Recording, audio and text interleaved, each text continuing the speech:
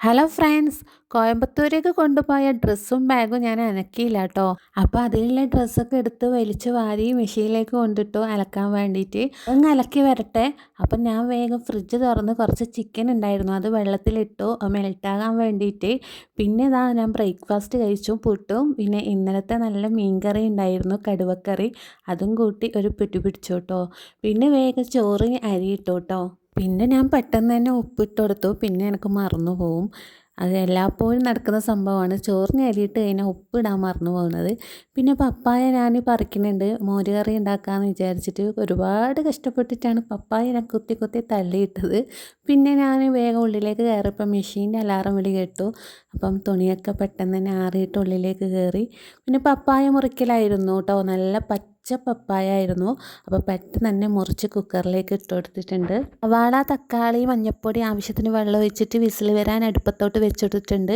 പിന്നെ തേങ്ങ, കാന്താരി മുളക്, ഇഞ്ചി, വെളുത്തുള്ളി, ഒരു പച്ചമുളക്, ഇത്തിരി ജീരകം, പിന്നെ തൈരും കൂടി ചേർത്തിട്ട് നന്നായിട്ട് അരച്ച് മാറ്റി വെക്കാം. പുറത്ത് നോക്കുമ്പോൾ മീൻകാരൻ്റെ ശബ്ദം. അപ്പം പെട്ടെന്ന് തന്നെ പോയി മീൻ മേടിച്ചു കേട്ടോ. നല്ല ആഗോലി കിട്ടിയിട്ടുണ്ടായിരുന്നു. ഒരു ദിവസം വന്ന 3 ദിവസം അവനെ കാണൂല. അപ്പോൾ ഞാൻ പെട്ടെന്ന് തന്നെ ആഗോലി വാങ്ങി വെച്ചു, നാളെ എടുക്കാമല്ലോ.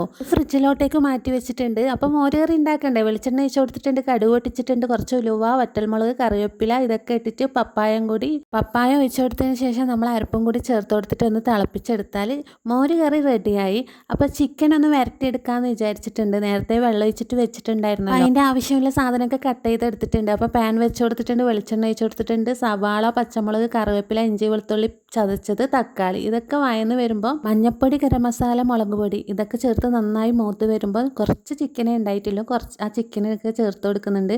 എന്നിട്ട് വെള്ളം ഒഴിക്കാണ്ട് ലോ ഫ്ലെയിമിൽ ഇളക്കി ഇളക്കി വേവിച്ചെടുക്കണം കേട്ടോ.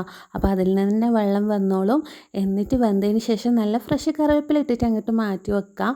അപ്പോൾ ഞാനൊന്ന് ടേസ്റ്റ് നോക്കുന്നുണ്ട്, അടിപൊളിയായിരുന്നു കേട്ടോ. പിന്നെ ഇതാ നമുക്ക് ചോറങ്ങ് വിളമ്പിയാലോ. ഇതാ നല്ല ചോറും മോര് കറിയും ചിക്കൻ വരട്ടിയതും കൂട്ടി ഒരു പിടി പിടിച്ചു കേട്ടോ. അടിപൊളിയായിട്ട് ഇന്ന് ഭക്ഷണം കഴിച്ചു. അപ്പോൾ നിങ്ങൾക്ക് ഇഷ്ടപ്പെട്ടാൽ ഒന്ന് സപ്പോർട്ട് ചെയ്യണേ. ഇനി അടുത്ത വീഡിയോ ആയിട്ട് കാണാം. Okay, by.